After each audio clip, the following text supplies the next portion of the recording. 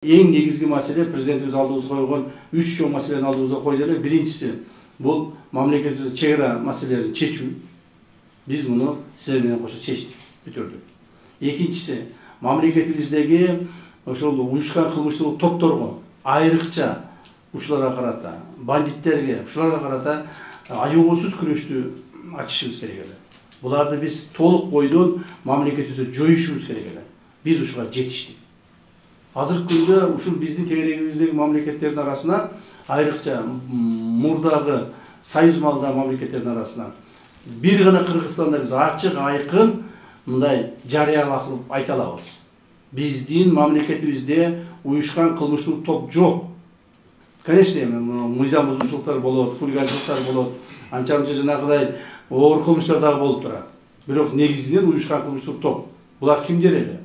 Булар мамлекеттин саясатына аралашкан, мамлекеттин экономикасына чоң зыян келтирген, мамлекеттик бизнес структураларды контролдоп турган атайын ушундай уюшкан кылмыштуулук топ болчу.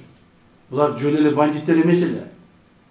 Булар жөн эле бирөөнү коркутуп үркүткөн же болбосо убактылуу гана тоноп кеткен адамдар эмес эле. Булар атайын уюшулган, атайын мамлекеттик системаны кыйраткан ушундай топ болчу. Биз булардын мындай айтканда түбүнө жеттик, сиздер менен кошо. Мыйзам чегинде биз аларга чараларды көрдүк. Азыркы убакта биз бардыгына дагы бир жолу баса белгилеп айтайын, ачыктан ачык, айкын бардыгына жарыялап кыла алабыз. Бизде уюшкан кылмыштуулук топ жок деп. Мына ошондон бери, акыркы 2 жылдан бери, мына айрыкча акыркы 1 жылдан, мына 23-жылдан бери мамлекетибизге келген инвестиция өтө көбөйдү. Мамлекетибиздин экономикалык шартты жакшырды.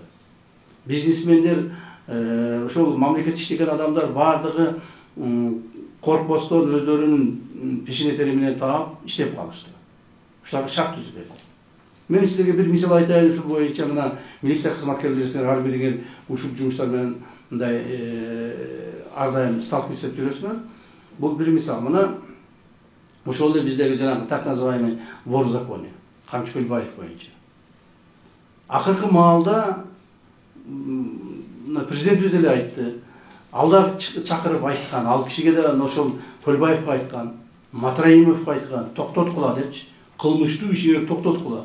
Токтобосоңор биз чараны колдонобуз. Дегенде алар ой биз болду бүтүрдүк, эч нерсе кылбайбыз деп жүрүшүп кайрадан күчөп кетишти. Акыркы маалда мына мен силерге бир мисал айтып берейин. Биздин бир министр ыйлап келди магачы. Ыйлап келди. Эмне болду? Кече дейт, олтурсам телефонума жанагы бир мындай видеозвонок келип калды дейт. Видеозвонок келсе туугандарбы, жабашкаларбы деп баса калсам эле дейт. Ар жагында Көлбаев турат дейт. Көлбаев туруп эле сразу айтты дейт. Ушу мону жумуштарды бүтүрбөй турган болсо, эртеңден баштап азабын тартасың. Ыйлап келди мага мына мен өзүмө. Так? Анан мен айттым, мен кетем, айгызын азыр жазам деп. Жок, токто, кетпейсиң. Мен сага жооп берем, кетпейсиң, иштейсиң. Деп аны алып калып, анан кийин чара көрүүгө милдеттүү болдук да бизчи. Алар кимдер депутат болуш керек, кайсы партиялар өтүш керек, ким парламентке барыш керек, ким кайсы шаарга мэр болуш керек, ошондон бери чечип калышкан да. Мына ачык эле айтыш керек, милицияда көп жылдар бери иштеп кеткен балдар бар. Милицияларды тимине тоготпой эле калышкан. Гаилерди такыр тоготпой калышкан. Ал эле эмес, гаилерди эле эмес. Мына конторада отуруп, ушулар менен тынымсыз иштеп аткан коопсуздук кызматкерлерин тоготпой калышкан. Көпчүлүгүн өздөрүнө буруп алышкан. Так, көпчүлүгү ушу биздин конторага да кирип кетишкен. Мен канчадан бул жерди тазаладым. Күнү-түнү иштеп отуруп. Так. Милицияга канчасы кирип кетишкен бардыгы. Жакын жолоп, жанына барып сүйлөй алышпай калган. Биздин генералыбыз деген кыйындарыбыздын бардыгы. Ошого сүйлөй албай калышкан. Ушундай оор акыбалда калып кеткен биздин мамлекет. Урматтуу туугандар. Мына ошондон Кудай буйрса биз чыктык. Эми негизги маселе, президентибиздин алдыбызга койгон негизги маселе коррупция менен күрөшүү.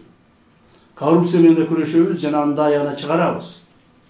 Көпчүлүгү баягы биз ОПГ менен күрөшөбүз, биз буларды тартипке тартабыз десек, Ошол маалда менин үстүмөн көбү күлүшкөн. Жаак айта берет туруп, кайдан эми ой Көлбаевка жеткичекти, анын бандиттери жок кылып жакты, өздөрү жок болуп кетет деп. Күлүшкөн үстүбүздөн. Мына азыр ситуацияны көрдүңүздөр өзгөрдү. Коррупцияга да ушинтип күлүп атышат. Азыр да канча күлгөндөрү бар. Буга чейин күлгөндөр азыр унчукпай калышты. Коррупция менен күрөшөбүз, ай коррупция менен күрөшө албайсыз, коррупция силерди жеп жок кылат депчи. Жок. Биз коррупцияны да мыйзамдын чегинде өз ордуна коебуз. Коррупция деген мамлекетибизде болбош керек. А коррупция болбош үчүн биз мына кызматкерлерге жакшы мамиле кылышыбыз керек. Кызматкерлердин жашоо шартын, айлык акыларын, жана башкаларын жасап беришибиз керек. Биз аны түшүнөбүз, толук жоопкерчиликти сезебиз.